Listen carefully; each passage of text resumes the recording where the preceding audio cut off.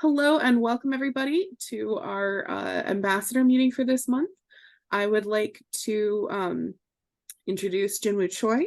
He's a PhD candidate in the history department at Princeton University, specializing in early modern environmental and climate history. He's writing his dissertation on the Great Winter of 1709 across Europe and the wider world. But today he will present a different project on the history of how people studied and defined the Aurora Borealis centuries ago. So I will turn it over to Jin-Woo. Right, thank you so much, Laura, for the introduction and for the invitation. And thank you to everyone here for joining me on a Friday afternoon or day, night, depending on where you are. That could be spent in so many other ways. I'm sure this is the best one, though, so I'm very grateful. It's a pleasure to be here and to present some of what I find fascinating to such a wonderful audience with diverse backgrounds and interests. I realize that my topic today is slightly of a different register than the usual talks, but I hope you still find it fun and worth some pondering nonetheless, because it really is an origin story of sorts for the field, or maybe the kind of constellation of fields that unites our various interests. So like many good stories, ours begins in 18th century Paris, in the period which many historians call the Enlightenment. And in this age of light, the Aurora Borealis was really everywhere. Spectacular displays. Oh, I'm so sorry, I forgot to share my screen. That's how excited I got about this. And I said to Laura that I didn't write a script, but I lied. I had an hour sort of free time and I was like, might as well write it. So that's fabulous. Yeah. That's fabulous. In my field, we don't write scripts as much, but I'm aware that like people in more maybe other areas write out their talks more, and it's just great. It's great to hear. It's all good. No, thanks. Right. Historians by definition are storytellers, so we want to have it a bit more polished than anyway, so as I was saying, like many good stories, ours begins in 18th century Paris. And in this age of light, the Aurora Borealis truly was everywhere. So spectacular displays of the Northern Lights across Europe in 1707 and 1716 had awakened public interests, so that by the 1730s, everyone from the most famous scientists to interested observers, farmers, sailors, fishermen of diverse professions scanned the night skies to see these beautiful lights, not just in France, but around the globe of European, sadly, colonial empires. But today we come to Paris, not just because it's a beautiful city, but because that's where the French astronomer Jean-Jacques de Mairan published in 1733 his seminal work, The Physical and Historical Treatise of the Aurora Borealis. Now, this work is fairly well known to historians of science and auroral scientists because it was one of the first attempts to give a full explanation and causal theory of the aurora in a way that was linked to the phenomenon, that sort of linked the phenomenon to solar activity. So in some ways, he's kind of like one of the earliest auroral scientists, you could even say. That's what he's famous for. But what hardly anyone, if at all, has considered is the historical part of Mairan's physical and historical treatise, right? So this book isn't just a work of physics, but it's also a rich work of history that attempts to trace the earliest known observations of the aurora in the annals of the past. Because doing so, Mairan believed, would provide a robust empirical basis for discerning seasonal and monthly patterns of auroral activity, as well as long-term epicycles of lapse and resurgence. But at the heart of Mairan's historical endeavor lay a conundrum. How does one go about recovering past auroras from the records of a credulous past tainted by superstition? So as here I've translated, he's really aware about losing all these observations because we don't have enough observers who aren't detached from the superstitions of their times, yeah? So they only leave by chance, sort of by mistake, what we realize to be an Aurora Borealis. But then further complicating this problem was the fact that the term Aurora Borealis, as many of you may already know, was itself a neologism coined in the early 17th century. So 100 years before Mairan, the French naturalist Pierre Gassendi had observed a curious light while on holiday in southern France, as one often does in southern France. You're usually there on holiday in 1621. And so he decided to call this thing an Aurora Borealis, the northern dawn, due to its uncanny resemblance to the appearance of daybreak. And here's some nice Latin by Gassendi, which I've translated to the right. He was near Aix-en-Provence, a very nice town in Provence. And he saw this with his friend and patron, Peresque. And he this is one of the first detailed descriptions, some say the first scientific description of an aurora. Well, he certainly called it that, so that's why it's important, not just for us, but also for Mairan 100 years after. Good, so this meant, of course, that any occurrence of the aurora before 1621, so before Gassendi, would have been recorded under different names, and the number and the variety of those names was truly legion. Most of them either came directly from or were based on classical and Greek or Latin categories. And in some cases, they were translated into Arabic because there was a big translation of Greek ancient philosophy into the Arabic world during the so-called golden age of Arabic philosophy and learning and science in the, I guess, the medieval period in Europe. So we also have certain Arabic terms to translate the Greek. So there's a huge constellation of terms. So any of these could be auroras, right? Before 1621. So that's the problem. How do you decide which of these were genuine auroras by the standards of science in Mairan's own time, and perhaps also for ours? So the writings of the ancients still matter greatly in this period, even as the new sciences revolutionized the study of nature. Aristotle and Pliny continued to provide the starting point, even if they no longer had hegemony in European physics and natural history. So the scientific revolution really is stretched out over 200 years. So you can't really expect everything to change overnight. It was a very protracted period.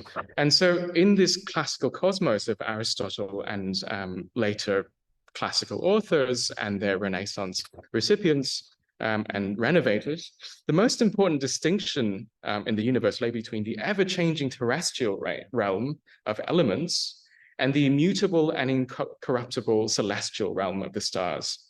And the things occupying the liminal space between them were called meteors. Things floating high above, meteora in Greek. And as you can see here, people in the medieval and Renaissance periods imagined different meteors occurring at different altitudes. The so-called fiery meteors were the highest, lightest, and closest to the celestial realm.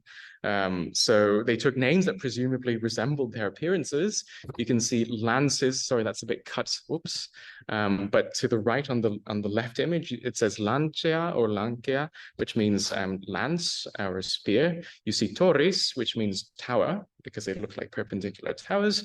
And from about the 15th century, you begin to see pyramids, because there was a big sort of Egyptomania in the early Renaissance. People were going to Rome, which actually has the most obelisks in the world, right? To see these amazing obelisks. And they didn't do well to distinguish between pyramids and obelisks, so they sometimes thought they were the same thing. Anyway, so they had these various, and comets, interestingly, they thought were not astronomical phenomena that happened outside of the Earth's sphere, but they thought it happened sort of within what later became the atmosphere. So some crazy ideas out there, but they were really serious ones at the time. So with these premises, and with any of these strange meteors potentially being auroras of the past, Mairan began sifting through an enormous quantity of historical documents, applying his own rigorous philological criteria to discern genuine auroras from other phenomena. Mairan produced two sets of chronologies you see here on the left and on the right. The first began in the 4th century. I know it says year 400, but actually, I guess technically that is still the 4th century, because, right, the 1st century begins in the year 1, not in the year 0. And it goes all the way to 1731, to Mairan, the time of Mairan's writing. And this chronology on the left gives 22 phases throughout this 1400-year period of particularly intense, what he thought was auroral activity. The second chronology on the right is in some ways more important, because that identifies specific cases with the known dates and times and locations of probable auroras. And this starts a bit later. It starts in 502, but it's also a very fascinating chronology. So he's really trying to compile chronicles of auroras. And so for that second set on the right, Mairan employed some 30 different sources to identify 71 specific occurrences of the aurora, often with multiple sources attesting to the same event, corroborating each other's testimonies. So I'd love to go into each of these one by one, but for the sake of time, I'm not going to do that. I'm just going to discuss the two most cited ones, the most important ones to Mairan. And you can sort of tell in this poorly made pie graph, that's probably the one labeled Lycosthenes, and the other one labeled Gemma or Gemma. So the first case, and I'm just going to talk a bit about reliability and how he decided whether these were auroras or not. So the first case is the 16th century Swiss theologian named Konrad Wolfhart. And Wolfhart, of course, Wolfhart, he basically thought, German at the time was a kind of poor man's language. It wasn't a scientific language. So he thought it seemed a bit corny. So he decided to give himself a nice Greek Hellenized name, Lycosthenes, because Lykos means wolf and stenos means might or power. So power of the wolf sounds a lot nicer than German back in the day. Apparently that was the bias. So this Lycosthenes published a massive book called The Chronicle of Prodigies and Portents, and it's filled with 1,500 woodcuts. Today on the market, I tried looking, and it was something like close to $100,000. So I don't think I'm going to be able to afford that anytime soon. But anyway, so you get the idea of how important a book this was, and how impressive a book.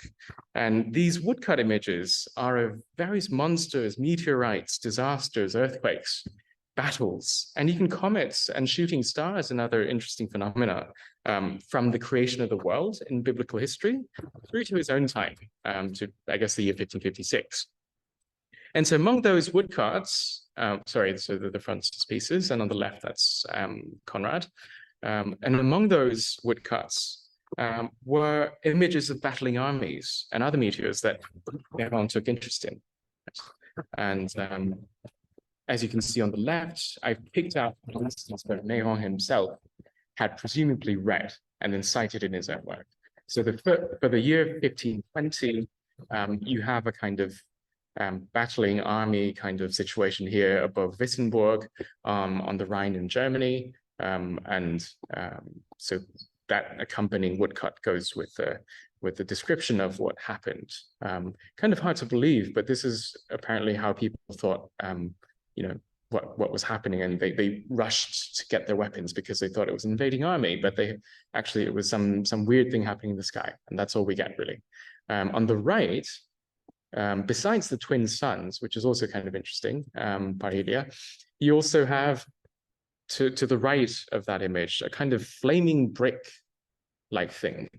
And here, Lycosthenes describes this as a blazing trabs. Trabs or trabis in Latin is the translation of chasm in Greek, which was often used fairly consistently to talk about certain nocturnal lights that appeared in the northern sky. So that seemingly was a hint for Mairan. Perhaps this is a kind of synonym for Aurora avant la lettre, right? But as you can see, what Lycosthenes does is that he kind of links this natural event, or perhaps preternatural event, to what happens literally on the ground, what happens with wars and human affairs. And Mairan did not like that. He thought that was really superstitious, right? Nevertheless, he saw value in these records, these observation records, he thought they were. And so he cites it with certain caveats, and he gives verbatim the passage in Lycosthenes, right? He says in 1520, the aurora borealis, so Mairan, this is Mairan, assuming this is an aurora, is indicated to us again by the blazing beam of an enormous size, which reached down in an arc from the sky to the earth. From there extended itself in the air under a circular form. And he's citing Lycosthenes, but he's not giving the woodcut image because he thinks it's not useful. We will look at some images that he thought were useful, but these were not. He thought they were too anthropomorphized. They were too fanciful. And so he discarded these images. And perhaps for good reason, I don't know. I mean, this woodcut in Lycosthenes on the top was copied out of a more elaborate and colored image in a typical German 16th century newspaper on the bottom, and this is how people would get their information. You can see that it's not written in Latin, but it's written in German, so more people can read it.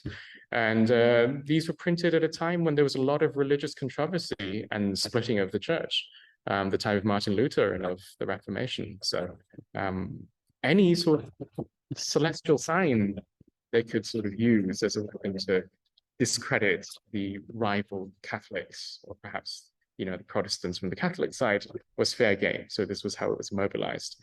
Mairan does not like this 200 years after, so he doesn't use those images. I come to the second and last case that Mairan uses quite extensively, although only half as many times as Lycosthenes. And this is Cornelius Gemma.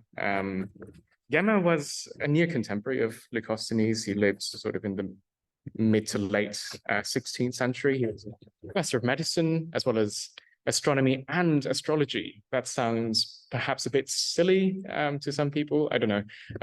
But if you're an historian, that makes all the sense in the world, because that's sort of two sides of the same coin. That's two sides of a job description. So the astronomy part, you calculate the quantifiable movements of the celestial bodies, and with that, the astrology part, that's where you make the money. It's some people say they're kind of like modern day economists, but I don't want to offend any economists, so I'm not going to say that.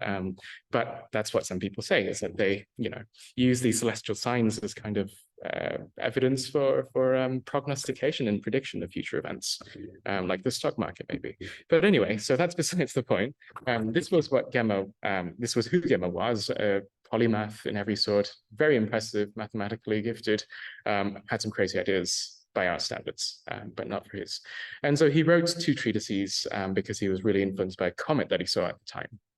And besides the comet, the other thing that really grabbed Mairan's attention in these treatises were these depictions of chasms, or chasmata in Greek. And what these were basically these very strange luminous appearances in the northern sky, always northern sky, between the hours of 9 and before morning. It says if it happens, you know, later, you know, early in the morning, it always precedes the dawn. So it kind of gives off its own light. So Mairan had good reason to believe maybe chasms are auroras, maybe they're not. In any case, you can see how Gemma's images differ from Lycosthenes' battling armies. Yeah, they're a bit more detailed. They're kind of, in a way, they build different categories. And this, I think, comes from Gemma's job as a medical physician. He wanted to make categories and to distinguish between species. And so that's why you have these various fiery meteors. And one of the records, one of the accounts that Gemma gave personally, was this chasma of, I think this one was 1568. Oh no, this one's the 73 one. Okay. So you can see how, again, kind of like Lycosthenes, he's talking about the chasma, and then he's going on to talk about how this heralded war and battles. And he's really trying to find kind of connections between what happens up there and what happens down here. So interesting theories. And interestingly enough, Mairan takes this exact account. You see how that was 27th of January 1573. Well, he took that. He read Gemma, and he took away the funny sort of interpretive bit about it causing you know, war and such between nations. But then he actually takes the image, the woodcut image, and he sort of pastes it in.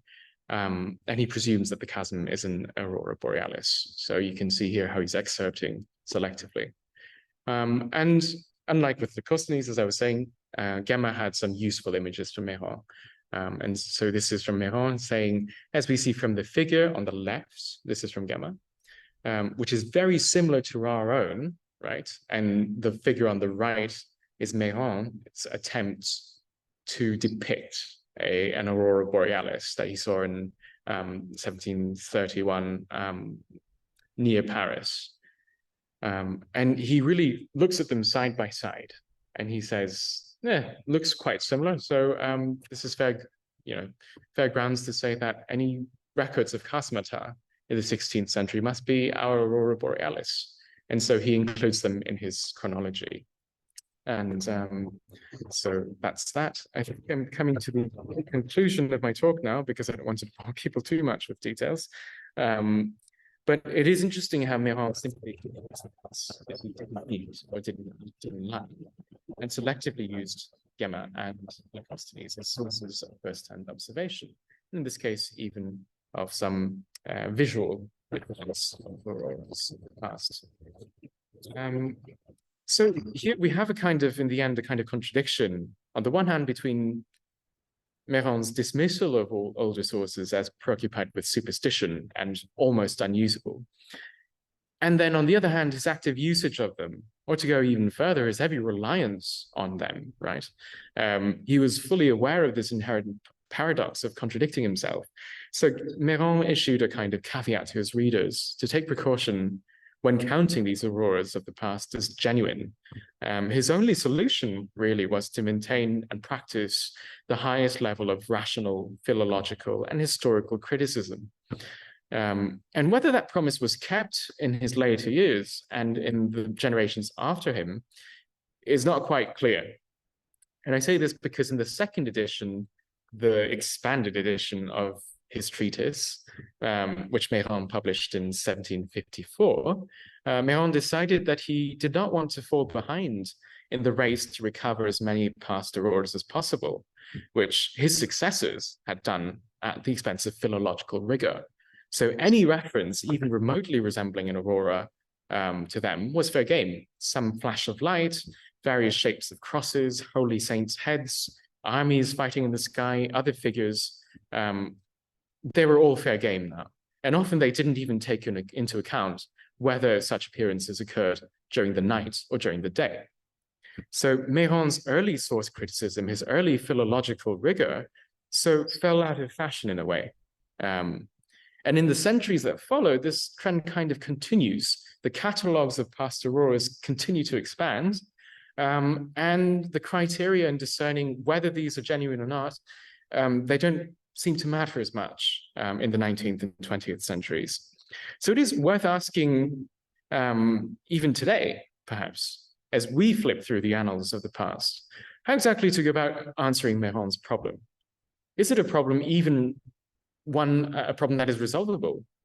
How does one restrain the excitement of finding a passing reference to what might potentially have been an aurora in the past, sometime in deep antiquity?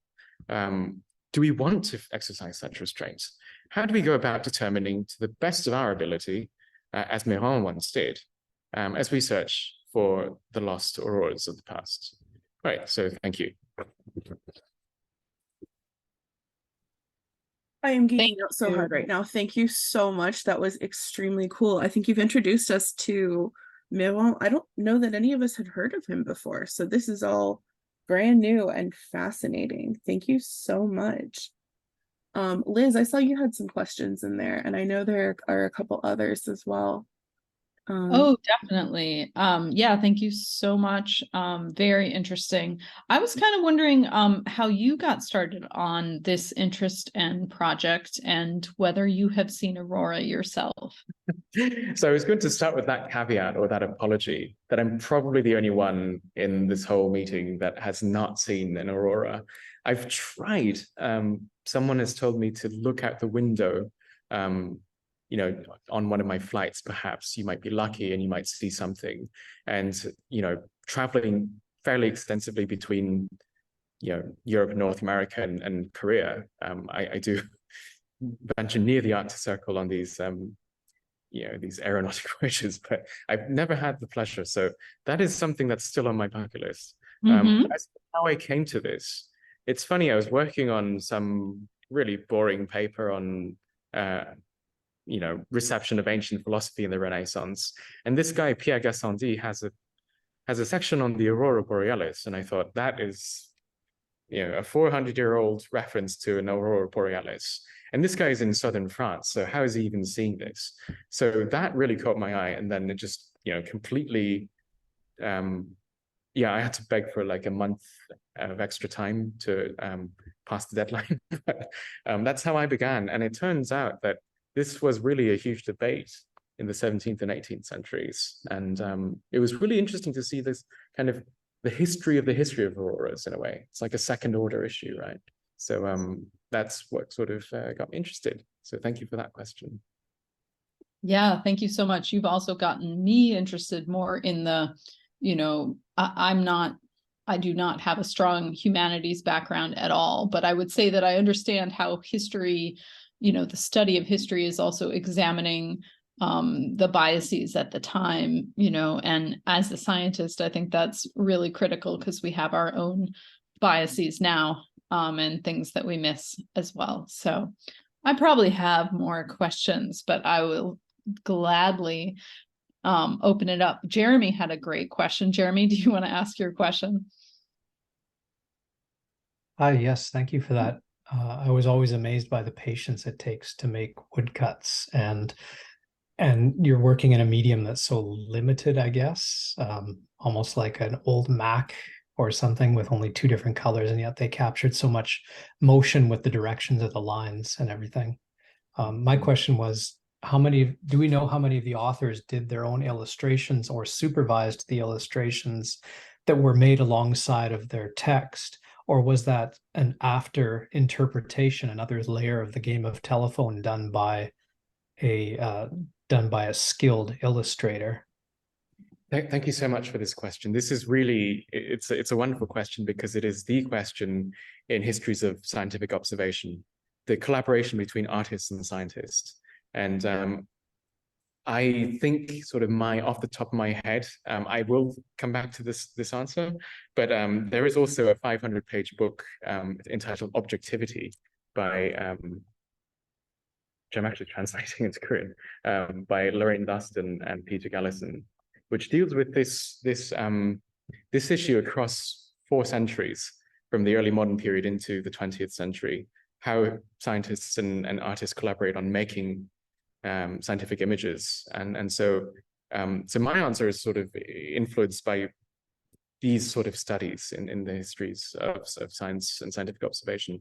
And to come to this question, I think it's really a case-by-case basis. I think with Mairan, because he was part of the French Royal Academy of Sciences, he had access to the best engravers. And there was a kind of full-time engraver to the Royal Academy of Sciences in Paris. His name was Philippe Simoneau, and his son was also trained as an engraver, and this was kind of family business, and they had a kind of royal charter.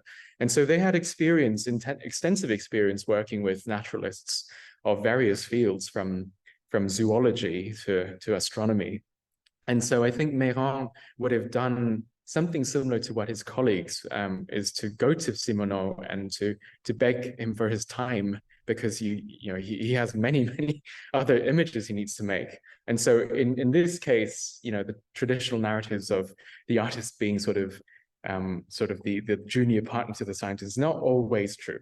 Sometimes people in high demand, that you have to ask them very nicely and bribe them a little bit. So I think that's sort of the dynamic there. But it's really hard to tell. I mean, I think because I haven't been to the archives and for this particular project, and I don't think they survive, we would need actual archival evidence of Mairan's unpublished notes to see if he had sketches, like I know some other oral observers did. For instance, someone named Giambattista Beccaria in Turin, some 20 years after, I found his sketches and his notes to the engraver and the kind of back and forth. So it really depends on what evidence remains in the archives. And for this particular case, I don't have the concrete evidence, but I have ideas, and I have certain, let's say, I have a hunch as to how this might have worked. And I think it would have been, again, with close collaboration and a lot of polite asking. Yeah, so thanks for that question. Thank you so much. I have a bunch of questions. But is there a way to save all the questions, because they all look like very, very good questions? Oh, thank you. So I guess I got so excited they all went out of my head. But I think one thing that I would be interested in hearing about from the group here is you were looking a lot at like the mid 16th century, the 1550s. And I just did a little bit of minimal Googling and saw that 1550 is the end of the Spur minimum. Do we have data on what solar maximums were after that? And also, since magnetic north travels around a lot, the NOAA model, historical model for that is, it starts in the 17th century, but I was curious as to whether we have any sense for where magnetic north might have been at that time, and what would have been mid latitudes. Like, would Aurora that they were seeing have been closer to what the folks in, you know, Alberta and Manitoba are seeing, or would it be closer to what I might see in Maryland during a very, very large solar storm? I think that's a question to the whole group, right? Yeah. I'd be able to answer that. I think it's also just generalizing slightly more, you know, the question of how the scientific knowledge and the historical knowledge get combined, right? Yeah. So I, you know, have read some, you know, kind of more historical reports of some of the first reports of Aurora. And, you know, I think it's great that you're here meeting us, and we can kind of talk about different aspects of the science too. So like what Laura was referring to is the fact that, you know, there are, the sun's solar cycle varies and has varied historically over the centuries quite a great deal. And we do, I think, have some pretty good knowledge on that. But I don't know if that has been lined up with dates or possibly precise dates from these kinds of catalogs. And it does seem like the catalog work and producing some of those first catalogs is very important. But yeah, Laura, maybe somebody can find a kind of just more of a solar cycle type plot for I feel like they probably do go back quite a bit further than that. But from other data like ice core data or something like that. Yeah, that would be really cool. And then my other question specifically to Jin-Woo is, when you were going through these sources, did you see any sources from sort of unofficial observers, observers not affiliated with the Enlightenment community? I know that they were kind of referencing a bunch of stuff, but I'm really kind of interested in the citizen science aspect of it.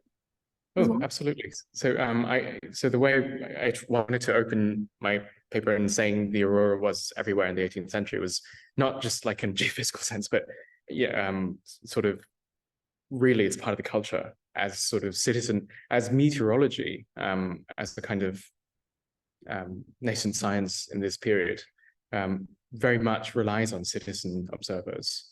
And of course, there is no strong distinction. Of course, there are differences between, you know, top level scientific academicians of the period whose reputations are this versus people who have other professions. But you know, they had common fora of discussion.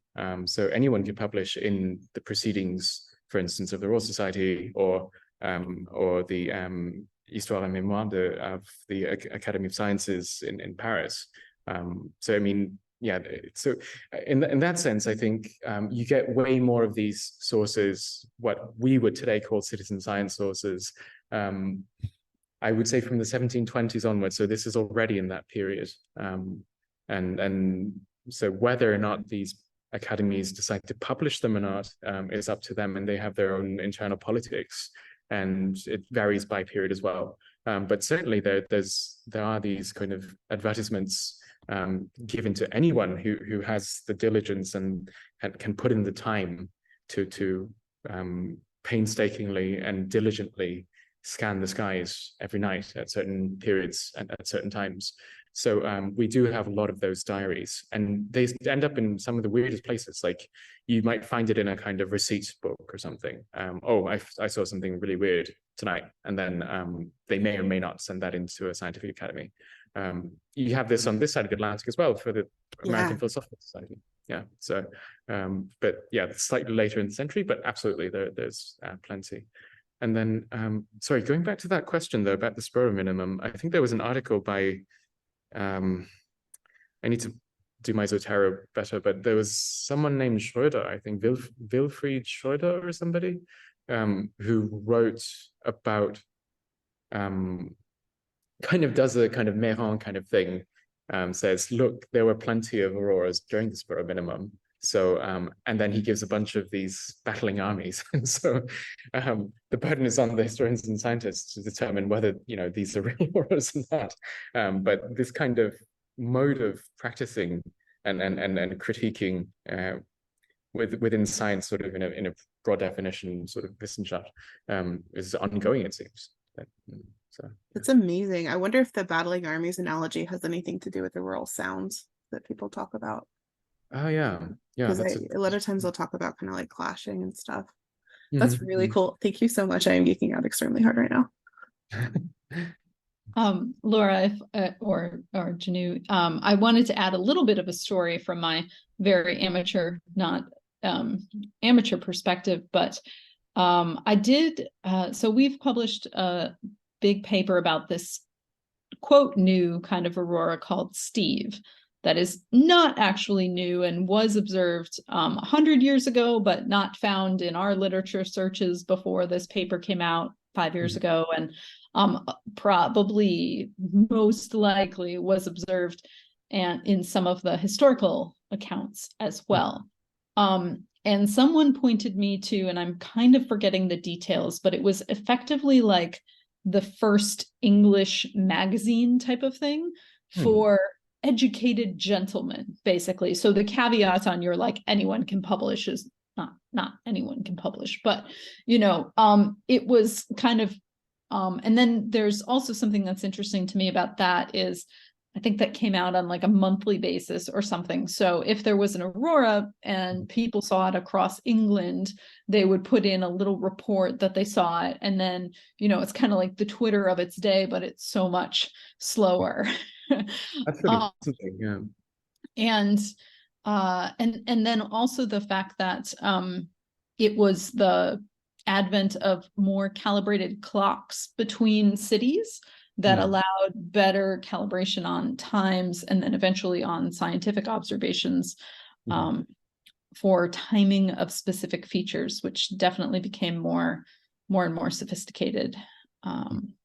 But yeah, I definitely wonder about some of the very famous reports of Aurora, if they could have been Steve. And that's something that actually, if anyone has like a handy picture of Steve that, looks like the classic thing that could go in a woodcut, feel free to share it, because you might have it more handy than me. But there are some where, it's east to west over the whole sky. And it happens early in the evening. And then the other thing that is a big change that's like a partial perspective, but because that doesn't show the whole thing. But if you imagine this thing kind of going across the whole sky, these are more images that show more features that modern cameras can pick up. But the sort of basic quiet arc that was actually a higher altitude than people expected is some of what could potentially have been Steve a long time ago. Oh wow, yeah. This is and so the article that you mentioned is that, sorry, I'd like to read the article as well. We can definitely get you the link for that article, as well as the link from an article that was published by Michael Hunnicle, who's one of the ambassadors and has studied, he's a German Aurora historian that we mentioned earlier. So when we published this first article about Steve is when I first met him, because he was creating his own catalog of Aurora, and then also very familiar with the 100-year-old reports that primarily came from a scientist, Carl Stormer in Norway, who did have citizen science and did have observers with calibrated clocks basically 100 years ago, and published in 5 languages, and published, you know, that photo that Laura showed is one of the very early photographs. That's a black and white photo that looks like a modern photo of this thing that he called feeble homogeneous arcs of great altitude. It's wonderful. Wow. Laura, can you show the first picture? This is that was one of Jean-Jacques' pictures, which is fabulous. Oh, this is great. Thank you so much. I actually had give me just a second. Questions to the group, but I think I'll just come to the meetings more, and maybe I'll please do. Your perspective is so valuable, and it's an angle that we don't have as much of in this group, so it'd be very, very valuable. No, thank you. I'm pulling that back up again. I didn't want to miss. I think there was something in the chat. Was that Laura? Yep. Ignis perpendicularis. Yeah, perpendicular fire. Exactly. It's nice. Ignis is third declension, so. Yeah, one of the things that blows my mind about your research is how many languages you have to be able to understand to do this kind of research. No, it's a hobby. It's the passion. So awesome. That's really cool. But yeah, here's Sturmer's picture. Oh, very nice. Yes. Yeah, so it's just this kind of thing here, and then okay, yeah, Hannibella was able to capture something that was remarkably similar. Okay, thanks. I'll check this out definitely. And sorry, before I forget, I just wanted to something that Liz mentioned just now, I think in passing, but this kind of gender dimension of citizen science at the time, which is actually more exclusionary than it lets off, is it's interesting because maybe I should finish with this anecdote, is that one of the most brilliant astronomers of the early 18th century, her name was Maria Winkelmann, or Maria Margarita Kirsch, because she adopted her husband's family name Kirsch. She was really heavily fully supported by Leibniz, the mathematician Leibniz, of time to join the New Berlin Academy of Sciences as the royal astronomer. And one of the cases for her, one of the kind of the documents in her sort of, her file for her case was an extraordinary observation of a lumen boreale, which is a northern light. And this, we don't have records of anymore, I think. I'll have to dig through the archives in Berlin to find it perhaps. But she boasted that this was a far more scientific and rigorous observation than any her husband had produced. And so she merited the post of royal astronomer, and Leibniz had fully backed her on this. Unfortunately, she didn't get it, and her husband did, and he died about 10 years after. And she continued to do her work. And so I think it's important to also remember that the records of the past don't always record everything. In fact, they're very, very biased in their recording as well. So that's another kind of caveat. Thank you.